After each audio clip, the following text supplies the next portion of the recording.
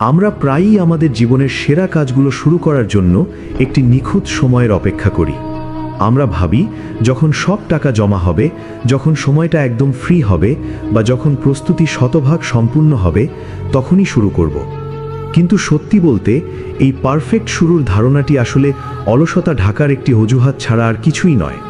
আপনার মস্তিষ্ক আপনাকে ঝুঁকি থেকে দূরে রাখতে চায় বলেই এই অজুহাত তৈরি করে। ইতিহাস প্রমাণ করে পৃথিবীর কোনো বড় সাফল্যই নিখুঁতভাবে শুরু হয়নি।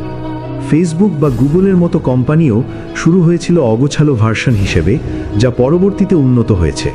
সফল ব্যক্তিরা নিখুঁত সময়ের অপেক্ষা করেননি, তারা শুরু করে সেই কাজটিকে নিখুঁত করেছেন। তাই আর দেরি না করে আপনি আজই আপনার প্রথম পদক্ষেপটি নিন, যদিও বা আপনি প্রস্তুত না হন।